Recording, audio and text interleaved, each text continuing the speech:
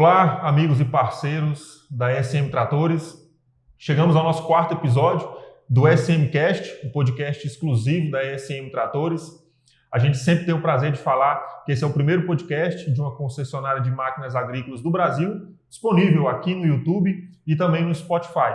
Então esse episódio vai estar disponível lá. Peço que você procure por SM Cast e ouça também todos os nossos episódios lá. E não deixe de se inscrever no nosso canal para acompanhar este episódio e todos os outros que ainda virão. Hoje temos um convidado mais do que especial. Recebemos a presença ilustre aqui de Ronaldo Triaca, atual presidente da Água Brasília. E ele também tem diversas outras ocupações que a gente vai ter a oportunidade de conversar aqui ao longo desse bate-papo. Queria dar as boas-vindas, Ronaldo, um prazer recebê-lo. Muito obrigado por aceitar o convite de participar aqui do nosso SMCast. Ô, Léo, eu que agradeço. É uma honra para mim estar aqui hoje, né? Vamos conversar um pouquinho aí sobre o agronegócio aí do Planalto Central também, claro, né? E é uma honra, como eu disse, é uma honra estar aqui tentando contribuir com a SM Tratores, né? Que tem uma marca muito tradicional já na região, né? Então é um prazer. Para a gente é um privilégio poder recebê-lo. Tenho certeza que a nossa conversa vai valer muito a pena. Para mim, primeiramente, e também para todos os que vão acompanhar, eu fiquei com uma curiosidade. O sobrenome Triaca, eu acho que assim como o Menegatti, me perdoe se eu não estiver pronunciando certo, mas é forasteiro no Centro-Oeste? Sem dúvida, forasteiro, né? Lá no Sul, né, se fala que é gringo, né? O italiano lá, descendente italiano, é tratado como gringo, né? Mas o Triaca é sobrenome, descendência italiana, né? Minha família veio naquela leva lá no final do século XIX para o Rio Grande do Sul, né? Por ali se espalhou e tal. E meu pai, quando migrou na década de 60 para o Paraná, eu já nasci no Paraná, né? Bem num cantinho lá na divisa com a Argentina. E no final da década de 70, em 77 mais precisamente, aí meu pai migrou aqui para Brasília e onde estamos até hoje, né? Meu pai já nos deixou, infelizmente, minha mãe também, mas nós viemos naquela primeira leva também do PADEF, né? Minha família, a família Triaca, é uma das pioneiras do PADEF e viemos, então, moramos em barracos de madeira, né? Deixamos um certo conforto lá no Sul para vir morar em barracos de madeira. Foram anos difíceis, os primeiros anos, né? E passamos por dificuldades, né, até dificuldades financeiras, um período, mas hoje estamos aí, né? O PADEF hoje foi a grande mola propulsora, eu acredito, né, desse desenvolvimento do centro-norte do Brasil, né? Foi a porta de entrada, né? Depois do PADEF, aí começou a desenvolver a região de Formosa, Cristalina, Lusiânia e o Goiás, Norte, Tocantins, Bahia, e foi subindo. Né? Então, um pouquinho da trajetória da minha família foi essa aí.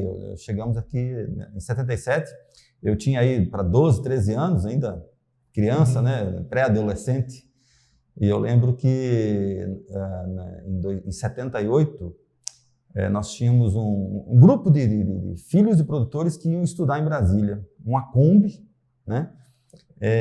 De um produtor também, pioneiro, né? E se imagina a bagunça que era dentro dessa Kombi. Aí os filhos, os meus amigos até hoje, os filhos do seu Bonato, né? Do Kerber, né? de outros pioneiros lá do PADEF, Wagner, né? Família Wagner. E, enfim, o produtor não aguentou a bagunça. E aí parou de nos levar e meu pai estava sem condições de alugar uma pensão para mim, algo parecido, eu parei de estudar. E aí o fato curioso é que a Copadef estava iniciando as atividades e aí precisava um funcionário lá para fazer controle de calcário, de telefone e tal. E aí eu fui o primeiro funcionário da cooperativa com 13 anos de idade. Comecei a trabalhar já nesse período. Na época que se podia, né? Trabalhar desde novo. É claro que eu não era registrado, né? Mas quebrei o galho na época, né? Depois, em 79, eu voltei a estudar. Foi só aquele período, né? Aí e esse histórico de famílias que migram, né, para a região do Centro-Oeste, nesse início do desenvolvimento, é sempre marcado por essas dificuldades, né? As primeiras atividades da sua família já foram direto com a agricultura? No Sul, sim. Depois a gente passou para o comércio, ainda no Paraná. E aí aqui voltamos para a agricultura, né?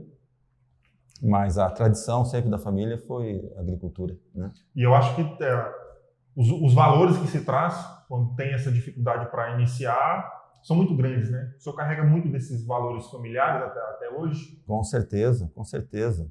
Tanto que nós vamos falar mais adiante, eu acho, desse assunto, mas eu fiz uma homenagem que vai ficar para o meu pai e para minha mãe, vai ficar perpetuada, acredito eu, né? A gente vai falar disso mais à frente. O universo do Centro-Oeste hoje é uma realidade bem expandida, né?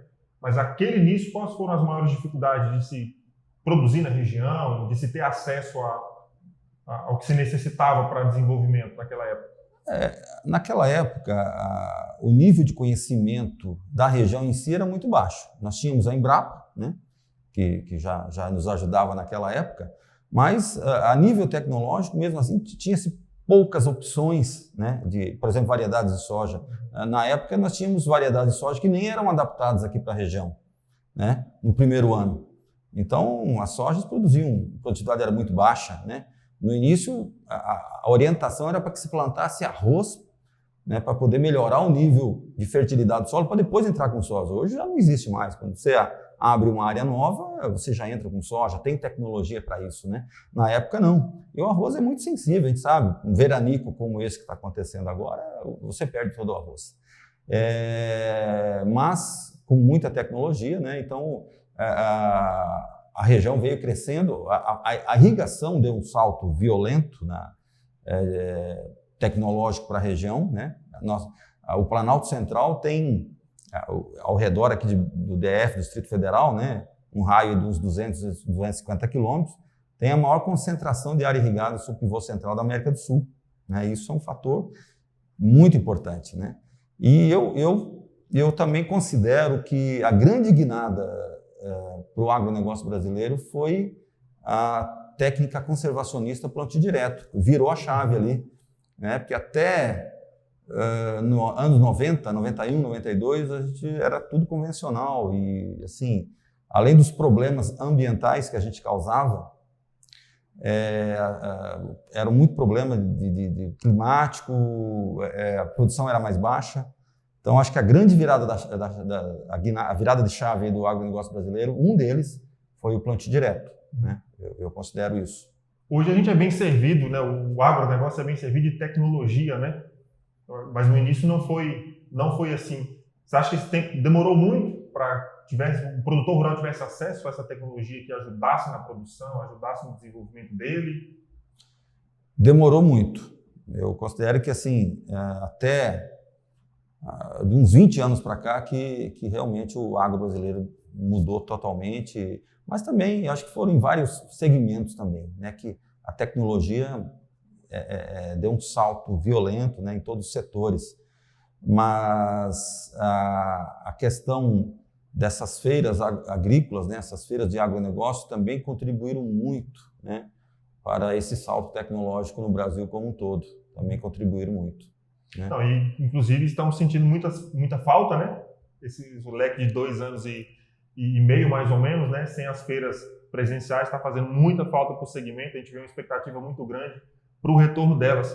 Mas eu comentei inicialmente que o senhor tem várias atuações, né? E eu vou me arriscar aqui dizer, espero não errar, o senhor é vitivinicultor também. Eu confesso que esse foi o meu primeiro contato com essa produção. Várias atividades, você exagerou um pouquinho, Léo. Eu tento sobreviver, né? A gente tenta ter uma vida sustentável, né? E a gente teve que se virar, né, para ter renda para a família, né? Mas eu, de fato, hoje eu sou um jovem.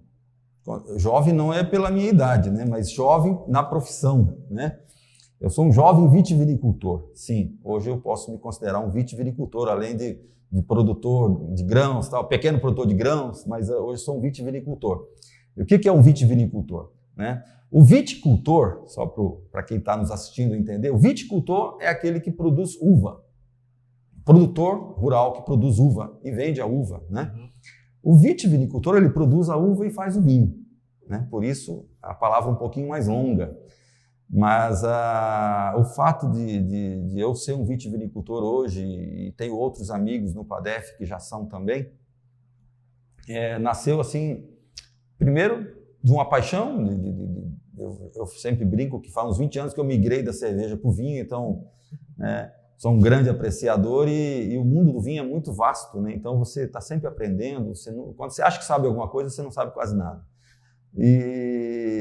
Mas a grande mudança também, a virada de chave para que a região hoje tenha mais essa atividade. Eu falo sempre que o Planalto Central, que compreende a área da região da Brasília, né, a principal região da Brasília, porque é uma feira maior que ela atende a nível nacional, até internacional, a gente recebe muita comitiva, mas a nossa região, para mim, é uma das mais diversificadas do mundo a nível de atividade agropecuária. Isso se deve a esse clima maravilhoso que nós temos aqui no Planalto Central, né? Eu nunca me refiro somente ao DF, não, é o Planalto Central, é esse raio que eu falei dos 250 quilômetros. Nós temos características edafoclimáticas muito interessantes para diversas atividades. E é por isso que muitas são conduzidas aqui a nível comercial, né, e com muita tecnologia. Então, geralmente, uma região aí agrícola tem 4, 5 atividades no máximo. Aqui nós temos mais de 20, tudo com alta tecnologia. E a produção de uvas, de vinhos finos, é mais uma agora, né? Toda essa região aqui de Brasília, em torno de Brasília, né, onde nós estamos aqui, Formosa, Cristalina, Unai já é mais baixo, mas Lusiânia, São João da Aliança, tudo são regiões altas e que para uva vinífera é excelente. Mas não só a questão de altitude. Nós entramos nesse negócio, além da paixão, como eu disse, por causa de uma tecnologia chamada poda invertida, ou dupla poda, que foi desenvolvida lá pela Ipamig, Minas Gerais, o Dr. Murilo Buquerque. A Regina, inclusive, ele estará na Agro Brasília. Vai ter um grande evento de vitivinicultura também, mais um dos eventos paralelos que nós teremos dentro da feira. E já adiantando, né? Mas ele foi considerado o nome da vitivinicultura brasileira em 2021, né? Ganhou o prêmio. E essa tecnologia, ele é enólogo, ele estava lá na França, ali em 2001, 2002, ele estava lá na região de Bordeaux fazendo pós-doutorado em enologia. E ele percebeu que no período que se produz lá em Bordeaux, a uva para o vinho fino, uma das regiões mais famosas do mundo para vinho, ele percebeu que na região dele, lá na Serra da Mantiqueira, no sul de Minas, se invertesse o ciclo da videira, teria condições parecidas com a região de Bordeaux, que na região de Bordeaux se produz no verão, assim como no Rio Grande do Sul, Santa Catarina, porque o inverno é muito rigoroso, então essas regiões frias não têm condições de produzir no inverno, né?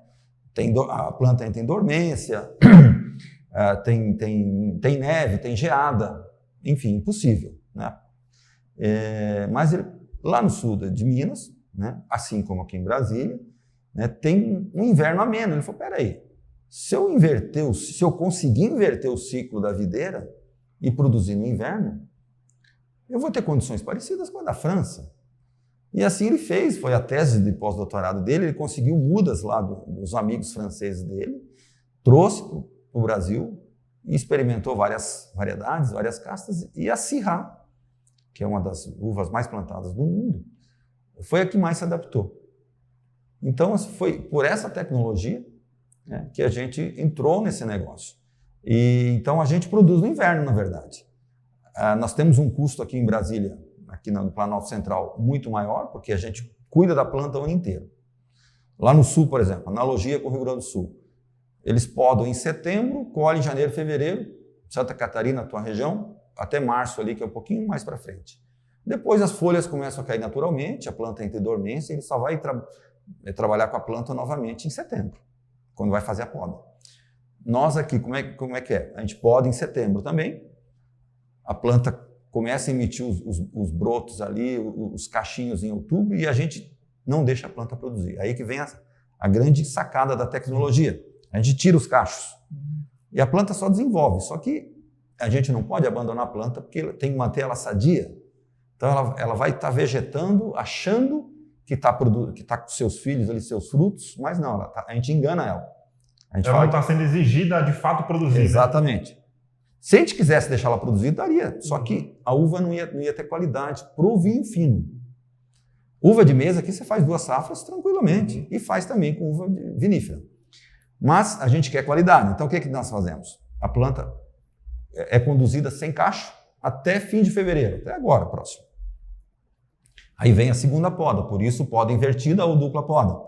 E aí, Léo, de fato Brasília tem um dos melhores climas do mundo para se fazer vinho fino. Né? Então a gente, o cacho começa a desenvolver agora em abril, maio, quando as chuvas aqui cessam, tem muita luz, tem altitude, tem amplitude térmica. A amplitude térmica é importantíssima para os compostos fenólicos, para a acidez do vinho, para as antocianinas que dá cor ao vinho, né? Complexidade. Então, e a chuva geralmente, por exemplo, lá no sul, às vezes atrapalha muito a qualidade da baga da uva. E a gente aqui não tem esse problema, você sabe. Pelo excesso, né? O excesso da chuva. Excesso de chuva. Qualquer chuva na colheita não é legal para a uva. E nós não temos esse problema aqui. Então, chega em agosto, a uva está completamente madura, né? Perfeita para uma vinificação. Então, essa é a grande sacada. Então, nós reunimos um grupo de 10 amigos lá, 10 propriedades agrícolas ali na região do Padef. E a parte mais cara é a vinificação, e foi por isso a união dos 10. Né? Eu sempre brinco que eu convenci outros loucos lá a entrar no negócio, menos os amigos da Fazenda Hercoara que entraram junto conosco, inicialmente. Mas então juntamos um grupo de 10 e estamos construindo uma vinícola, né? Que não vai dever nada aí a muitas vinícolas mundo afora, né? A nível de tecnologia, de vinificação, né? Uma vinícola para 300 mil litros ano. E com certeza vai gerar, já está gerando muito emprego, gera negócio, por exemplo, de tratores e equipamentos, né? Que os produtores, nós já estamos nos equipando, porque você vai crescendo a área, apesar de que as uvas são áreas pequenas, mas requer também todo o cuidado tecnológico. Né? Então é mais uma atividade e vou te falar, sairão vinhos muito interessantes. Nós já estamos com... eu já tenho 2 rótulos lá na minha propriedade lá, que eu tenho uma pousada hoje dentro da fazenda, dentro da propriedade, né? E no restaurante lá eu já tenho um Tinto Syrah, que é homenagem ao meu pai, por isso que eu falei antes, né, da homenagem. E o Dona Irani também, homenagem à minha mãe, que é o Rosé. Então, assim, a gente já está recebendo muitos elogios de profissionais da área, né? E é só o começo, sabe, Léo? Quanto mais velha a planta, mais ela vai estar extraindo do subsolo, do solo, do subsolo, e trazendo coisas que vai somando para a qualidade do vinho, para a complexidade do vinho. Então, nós temos muito caminho a percorrer também nessa atividade, né? E logo, logo, tenho certeza que aqui nessa região de Formosa, já tem alguns amigos aqui que já me procuraram sondando para implantar nas suas propriedades. E o legal também, Léo, é que geralmente você implanta um vinhedo numa área preterida pelo produtor. É aquela área que está abandonada, ou é cascalho, ou é pedra, ou é um pasto mal cuidado, lá degradado, e passa a ser a área mais valorizada da fazenda. E elas precisam de um cuidado muito extremo para vir a ser produtiva? Sim. No preparo do solo, né? E semelhante a isso acontece na lavoura, né? Não, o preparo do solo, Léo, assim, como eu falo, essa região, os produtores têm um alto nível tecnológico. Não tem dificuldade nenhuma para quem já está no ramo. Para quem é produtor de soja, de feijão, de trigo, sabe? De café, ou seja lá o que for, que aqui, como eu falei, a diversidade é muito grande. Não tem dificuldade nenhuma. É muito parecido. A diferença é o cuidado no dia a dia. Porque aí sim, aí você tem que ter um pouco de paixão envolvido, porque é diário. Qualquer bobeada você perde o ano, né? Então, é um pouco diferente das outras atividades agrícolas.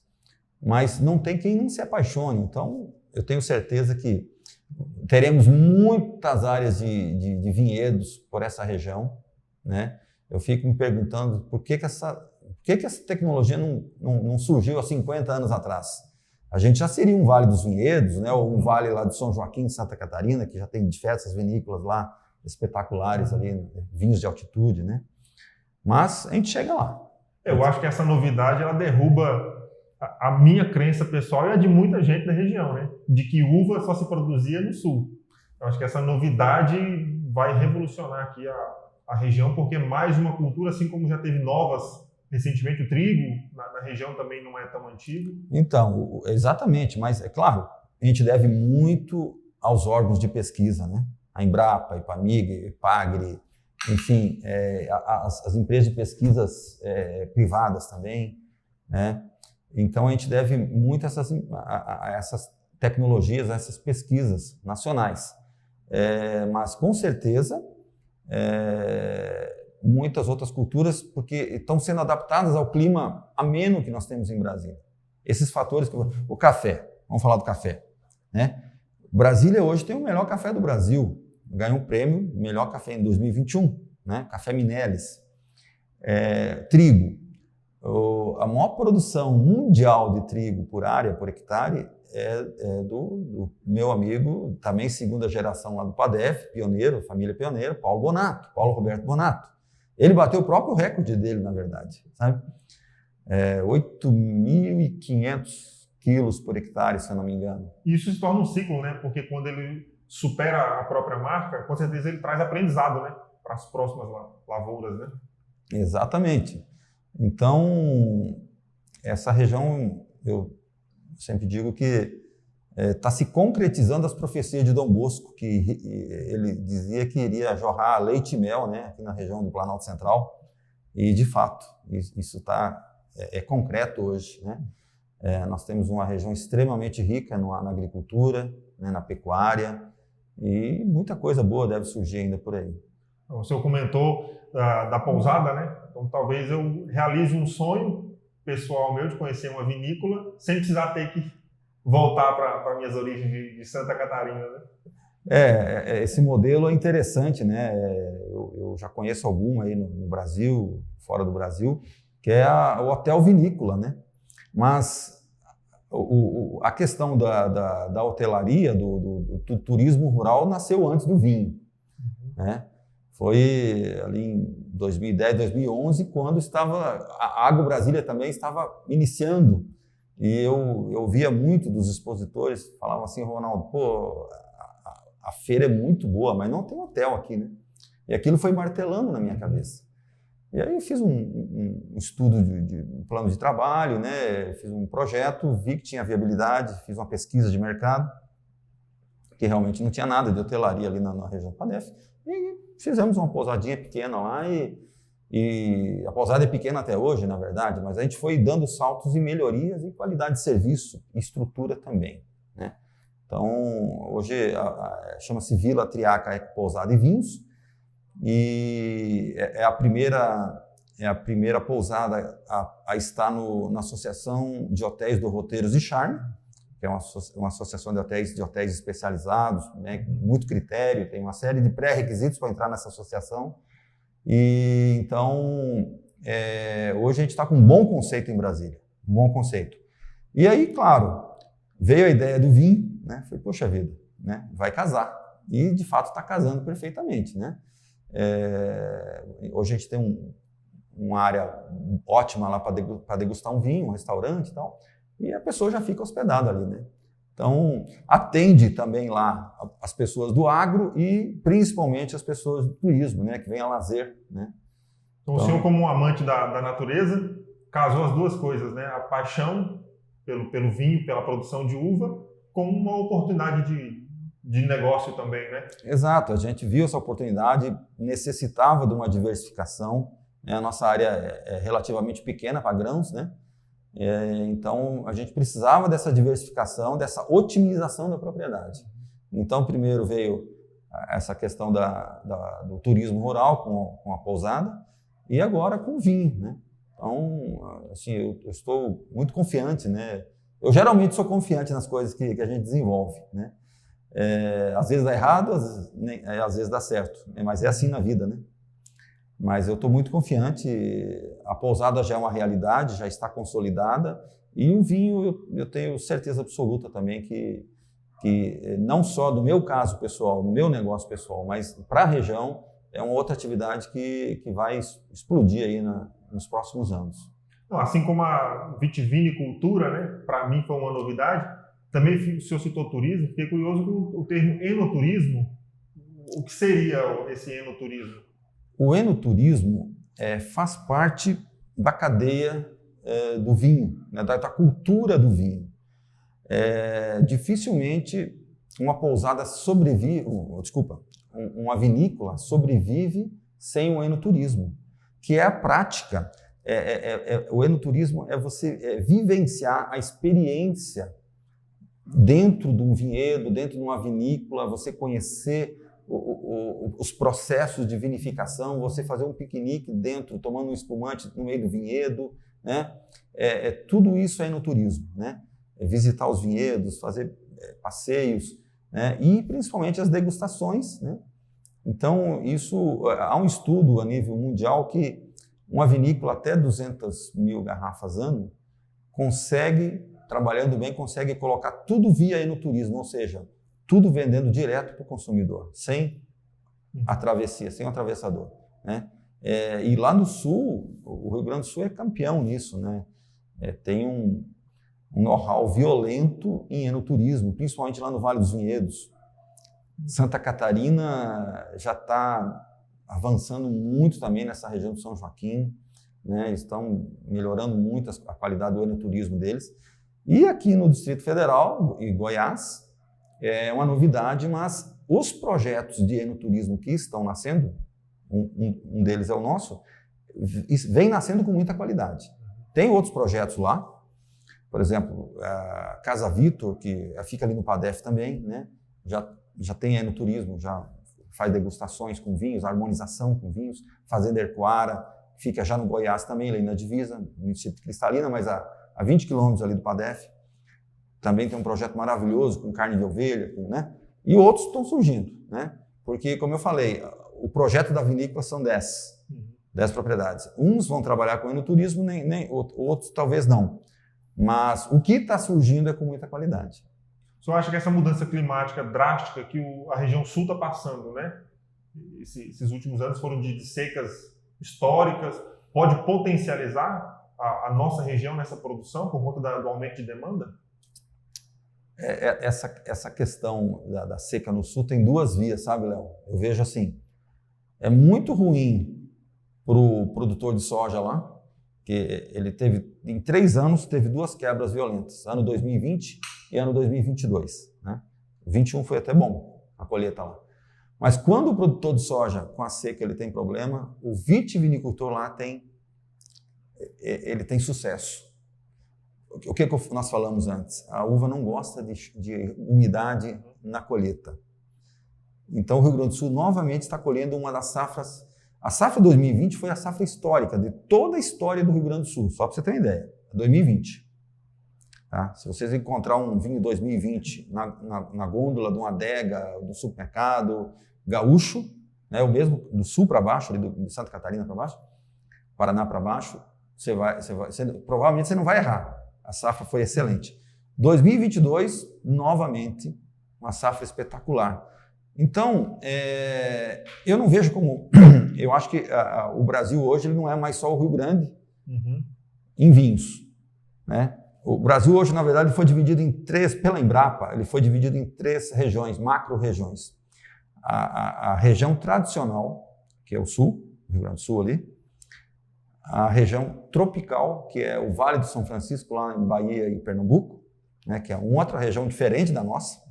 E, por último, os vinhos de inverno, que inclui Brasília, né, Planalto Central, Serra da Mantiqueira, Chapada Diamantina da Bahia, que é aquela inversão de ciclo que eu te falo.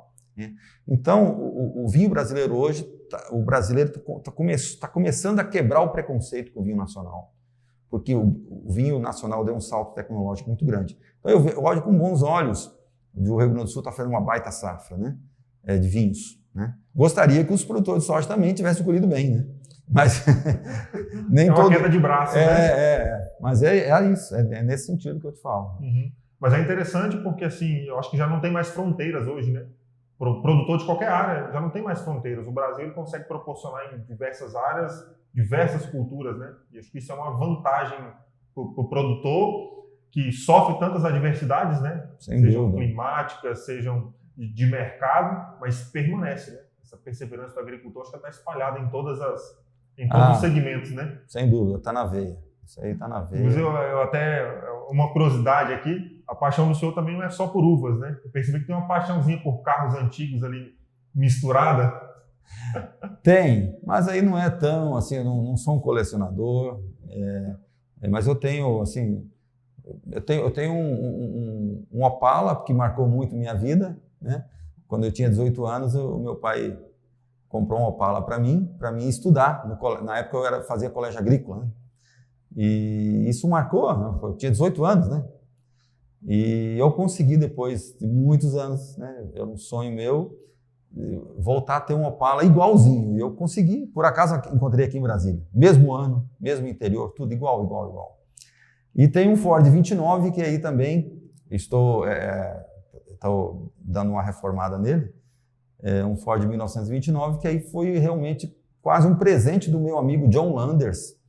O John Landers é uma personalidade brasileira no agronegócio e internacional, na verdade. Ele até recebeu uma comenda das mãos da Rainha da Inglaterra pelos feitos para a agricultura sustentável no Brasil. É um dos difusores, um dos pais do plantio direto no país. É um inglês, ele tem hoje uns 75 anos e ele mudou de casa, ele mora em Brasília e ainda está trabalhando pela agricultura brasileira, mesmo com 75 anos. E ele estava mudando de residência e não tinha de colocar o 29 dele. Ele, Ronaldo, vou vender isso para você. Quase me deu o carro. Então, mas é nesse sentido, não sou um colecionador nato, não. Tá? Eu percebi que o senhor tem um grande apreço pela família, né? E carrega um grande legado, né? Essas homenagens que o senhor fez ao seu pai e à sua mãe, acho que exemplifica muito disso, né? Da importância da família nesse processo do senhor de crescimento e desenvolvimento profissional mesmo. Sem dúvida. A família, acho que é a base de tudo, né? E a gente tem que cada vez mais manter esses princípios, né? Nós precisamos manter esse princípio de família, né? A gente não pode perder esse princípio. E quando eu acho que o que os pais trazem para o filho, né? O filho não valorizar, já está tudo errado, né? Mas meus pais tiveram uma importância muito grande para mim. Eu quase que a minha vida foi muito próxima a eles, né? Mesmo eu estudando, saindo para estudar, mas estava sempre próximo. E meu trabalho sempre foi convivendo com eles, muito frequentemente. Então, a minha ideia, o meu pai faleceu lá na nossa propriedade, né? E minha mãe, e eu pretendo também encerrar, que seja daqui mais uns 60 anos, né? Mas eu pretendo também morrer lá, né? Que meus últimos dias sejam dentro da propriedade, para que a gente possa ir passando para as outras gerações, né? Esse pequeno legado que a gente está deixando, né? E essa atividade do vinho é impressionante. Foi uma das coisas que me chamou para isso também, porque agrega muito família. Você vai numa vinícola lá no Rio Grande do Sul, Léo, você vê a filha formada em marketing trabalhando na vinícola. O filho é enólogo, o outro é agrônomo, um é outro formado em gastronomia, o outro todos voltados para a vinícola. Então, une a família. Sabe? Isso me impressiona muito. Com todas as pessoas que eu converso, eu vejo que hoje o universo agrícola, né, em diferentes áreas, eles abraçaram todos os profissionais. Né? Se abraçou profissionais de diversas áreas, acho que isso é um dos fatores do grande desenvolvimento também, né, do agronegócio no Brasil, né? Todas as áreas contribuem hoje com essa evolução, né? Sem dúvida. Eu citei lá no começo que o senhor ocupa hoje a presidência da Agro Brasília, né? Mas teve uma trajetória para chegar até essa função, né? Como é que foi um pouco desse caminho? Sem dúvida. Teve um período que eu não estava muito bem, tanto a parte psicológica quanto financeira ali na 2003, 2004, por aí. E veio uma oportunidade para mim trabalhar na Emater, né? Eu trabalhei 9 anos daí na Emater, né? Como técnico, extensionista e tal, né? E daí que veio, aí que surgiu a AgroBrasília. Por quê? Em 2007, eu já estava uns 3 anos na Emater, e lá no escritório no PADEF, né? E a Copadef realizava um evento Festa da Soja, mas era muito pequeno, voltado mais para os associados ali. E ia ter uma avaliação se ia ter a terceira edição ou não. Porque, de fato, as pessoas não estavam tendo muito sucesso, ia pouca gente, não estava compensando. E aí eu tive a ideia e dividi a ideia com os meus colegas lá na Emater. O que vocês acham de propor amanhã para a diretoria da cooperativa uma coisa maior, né? Eu já tinha visualizado aquele local onde é a feira hoje, era uma plantação de eucalipto, né? Mas um eucalipto degradado, já estava no 3º corte e tal, né? A eucalipto da área da Copadef. Então a Copadef estava tirando pouco rendimento daquela área ali, uma área ali, né? E a ideia, o projeto inicial era de uns 15 hectares, que a gente ia tirar o eucalipto. Então, fizemos um projetinho, né? Eu, o Carlos Vitor, na noite anterior, com o Marconi, ficamos até meia-noite escrevendo o projeto, fizemos o desenho da área. Era uma feirinha muito pequena, né? Mas com o mesmo princípio, né? Que é hoje. O sonho nasceu ali. O sonho nasceu ali. Aí a ideia passou na reunião com a diretoria. Depois, tivemos que apresentar para uma assembleia. Eu sou associado à Copadef também, mas, né, é uma ideia assim totalmente inóspita, diferente. Isso não vai passar, né? E aí fizemos um projeto bem elaborado, eu apresentei no Data Show, lembro bem disso aí. Foi até a assembleia lá no PADEF, que tinha bastante produtor, bastante associado. E, por incrível que pareça, passou, né? Poderia não ter passado e a gente poderia não ter uma feira como é a AgroBrasília hoje, né? Mas, graças a Deus, passou e nós tivemos que correr, né? Então, ali eu já assumi, nós fizemos um comitê gestor e ali eu já assumi a gestão, eu como coordenador geral, né? Desde a primeira edição, né? E a feira daí veio dando saltos, né? De qualidade do parque, de organização, né? E eu estou... Aí depois só trocou, na verdade, a nomenclatura, né? De coordenador geral para presidente. Então eu estou à frente da AgroBrasília desde a primeira edição. Temos uma equipe bem enxuta, mas sensacional, e por isso que a feira... Eu sempre digo, Léo, que a Copadef ela faz milagres assim, para fazer uma feira daquele tamanho. Por quê? Primeiro, olha só, a AgroBrasília hoje está entre as 5, 6 mais importantes do agronegócio brasileiro. Tá no circuito das grandes feiras do Brasil, né? Que começa lá no sul, em Cascavel, em janeiro, que é com a Show Rural Copavel, da cooperativa Copavel. Depois, em março, vem até a Cotrijal, Expo Direto Cotrijal, que é fantástica também, essas duas. Foram o nosso espelho, na verdade. Aí vem a Tecnoshow Comigo, que está acontecendo essa semana, que é sensacional também. 3 cooperativas, hein? Presta atenção. Tudo cooperativas grandes, tá? É só para mim você ver onde é que eu quero chegar. Perfeito. Aí vem a AgriShow, que é a maior feira é uma feira mundial, né? Muito grande, né? E importante. Aí já não é de cooperativa, mas é de um grande grupo lá de gestão de feiras, né? E também entra a BIMAC, né? Tem muito suporte por trás. Uma estrutura muito grande envolvida, né? Isso. Aí vem a AgroBrasília, depois vem a Luiz Eduardo Magalhães, que é a Bahia Farm Show, né? E depois vem, por último, a gente volta para o Zula, que é a Expo Inter, que é um modelo um pouco diferente. Aquele modelo antigo de agropecuária junto com feira de agronegócio, né? Mas eu sou fã da Expo Inter também. Essas são as grandes feiras do Brasil. E é muito orgulho o Planalto Central está com uma feira aqui. Por quê? É aí que eu falo que a gente faz milagre aqui no Planalto Central. Primeiro, nós não temos um parque industrial. Nada. Né? Se eu pegar aí São Paulo, Paraná, Rio Grande do Sul, né? Os implementos, as máquinas vêm tudo de lá. Né? É um parque industrial, então tem muito suporte, muita força. Outra coisa, a Copadef é uma cooperativa pequenininha. Tem menos de 200 associados, perto de 5, 6 mil associados, movimentação gigantesca dessas cooperativas. Mesmo assim, a AgroBrasília hoje se sobressai, né? Ela está entre as grandes. E aí, onde é que está o diferencial? Né? Eu pergunto. Está na região. Eu avalio assim. Está na qualidade dos produtores rurais, que eu falei antes, produtores que trabalham na fronteira tecnológica, né? Então, com essa grande diversidade da região, né? Esse grande potencial agrícola, poucas frustrações de safra, né?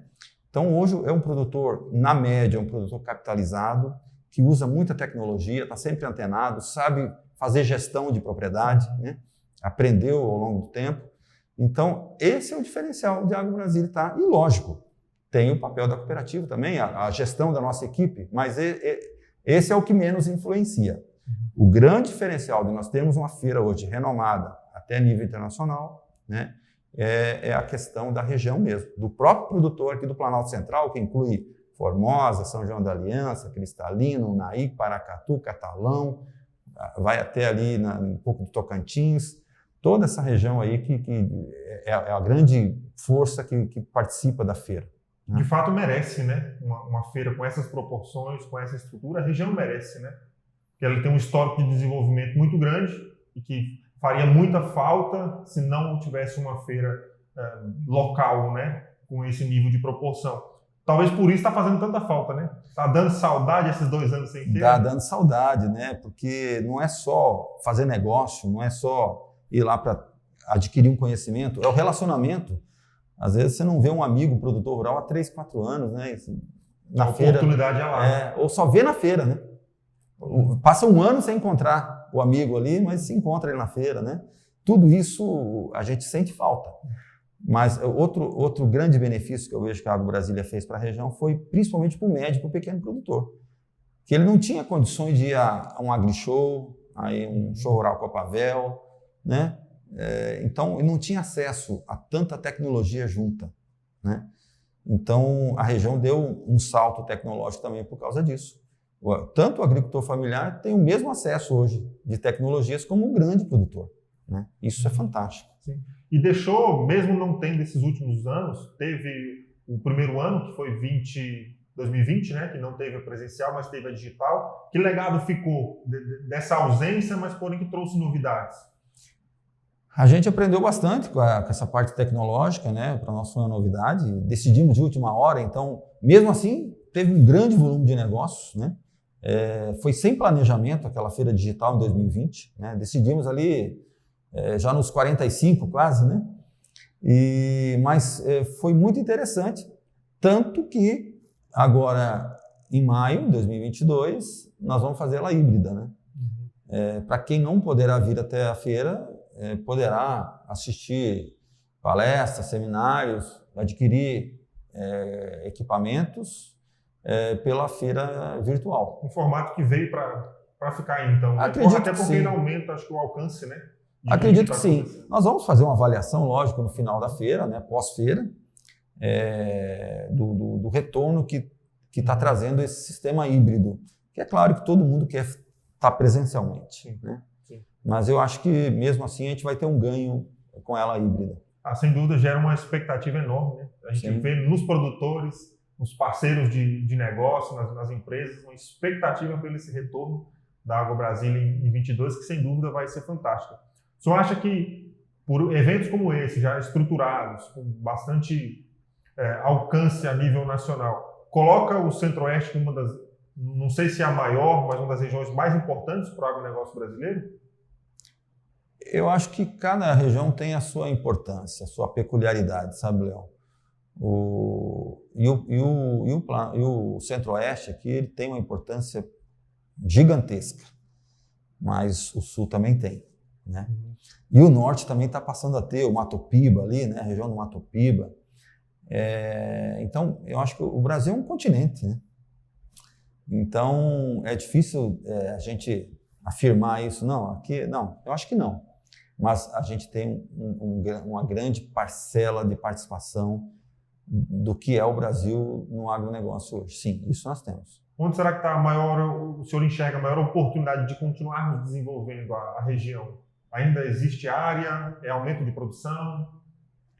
Eu acho que é a otimização, né, das propriedades, né, ganho tecnológico.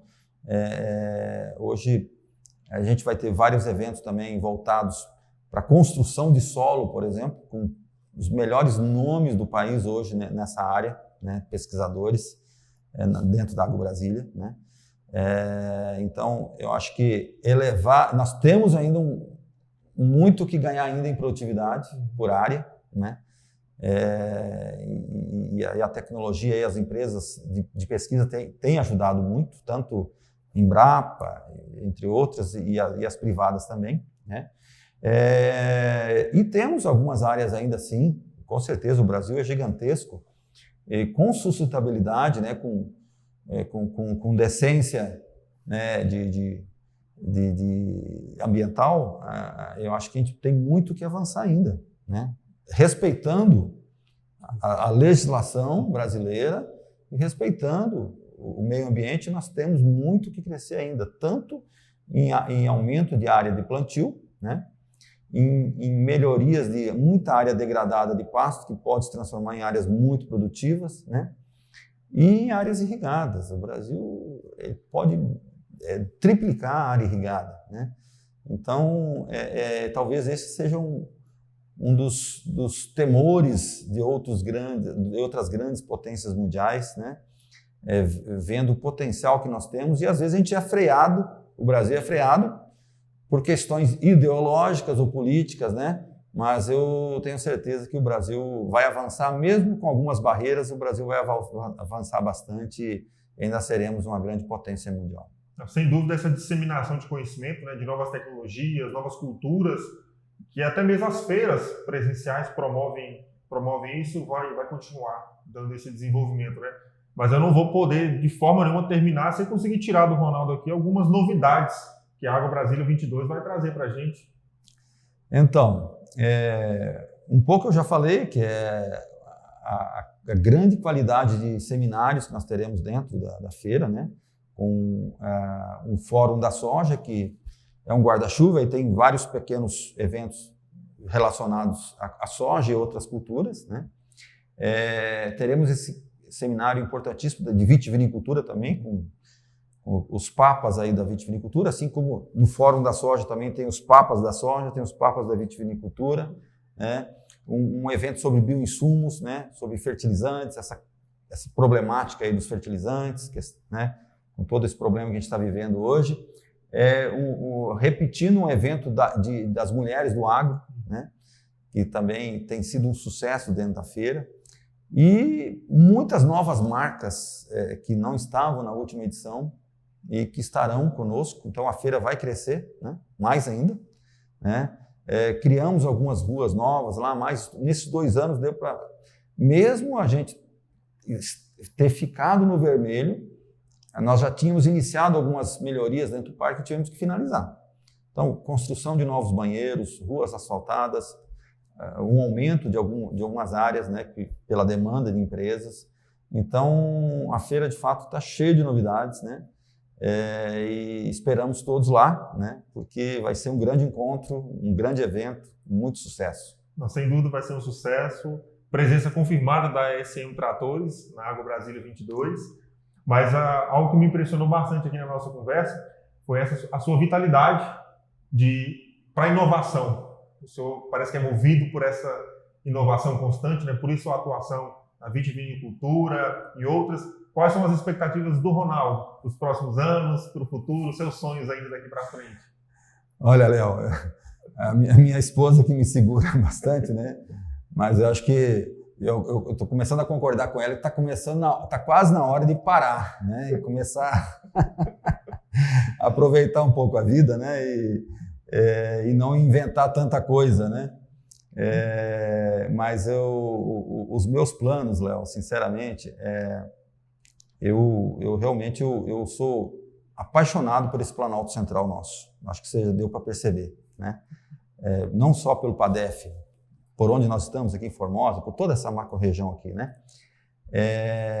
E o que eu sonho realmente é que essa região ela se torne referência internacional. Porque eu acho que a nossa região é um pouco menosprezada. Se você olhar preços de terra, por exemplo, comparando, por exemplo, com outras regiões do Brasil, e aqui nós temos, como eu falei antes, a gente quase não tem frustração de safra, né? A nossa região é muito rica e, às vezes, a nossa terra vale bem menos do que outras, né? Essa região aqui. Então, eu sonho com essa valorização legítima. E a questão dessas novas atividades, né? Eu acho que a questão aí do vinho de Brasília, o vinho do Planalto Central, ele tem tudo para ser reconhecido internacionalmente. Então, o meu sonho é que fique esse legado de que a gente pode ter sido pioneiro, né? Levou muito tombo nos barrancos, né? Da vida aí, mas que fique esse legado de que Brasília, dentro de 10, 15, 20 anos, seja reconhecida não só pela política e pelos monumentos, mas também pelos excelentes vinhos que nós estaremos produzindo aqui. Com certeza, nós teremos vinhos premiados nacionalmente e internacionalmente nos próximos anos. Pode até não ser o meu, mas se for de um amigo meu ali, eu já vou estar muito feliz, né? Um produtor aqui da região. Com certeza terá, porque existe propósito, né? Por trás do que vocês estão fazendo, existe propósito, exige um legado familiar, que eu acho que faz toda a diferença no operar de qualquer atividade, né? Então, é um exemplo para todo mundo, tenho certeza que essa história é um exemplo para todo mundo. Eu quero muito agradecer a presença do Ronaldo Triago aqui, dizer que foi um prazer muito grande conhecê-lo pessoalmente. Espero reencontrá-lo na Agro Brasília 22 e deixar aqui o espaço para o senhor quiser finalizar com alguma mensagem. Eu só tenho gratidão em nome da SM Tratores por sua participação. Léo, eu que agradeço, foi uma honra ter essa ótima conversa contigo aqui. Dizer que a SM Tratores é uma grande parceira nossa, né? Desde o início, lá dentro da Agro Brasília. Então, será um grande prazer te receber lá, né? Dentro da feira, durante a Agro Brasília, e para a gente pelo menos tomar um café, porque a vida é corrida dentro de uma feira, né? Mas com certeza um café nós vamos tomar juntos. Vai dar tempo sim, e eu confesso que será a minha primeira Agro Brasília. Não tive a experiência ainda, as últimas duas estava envolvido com a SM Tratores, porém não teve, participamos apenas da digital. Então, minhas expectativas pessoais também estão altas em estar visitando lá. Mais uma vez, muito obrigado pela sua participação, pelo convite. Espero que tenhamos outras oportunidades de conversar em breve. Fica o meu agradecimento a todo mundo que acompanhou esse bate-papo. Eu reforço o convite para que vocês se inscrevam no canal do YouTube da SM Tratores, acompanhe também todas as redes sociais da SM, nós temos muito conteúdo que está sendo disseminado nessas plataformas. Lembrando também que este episódio, esse bate-papo aqui com o Ronaldo, está disponível no Spotify. Então procure por SMcast no Spotify e nos ouça por lá também. Deixo aqui o meu grande abraço a todo mundo. Até o próximo episódio do SMcast. Forte abraço!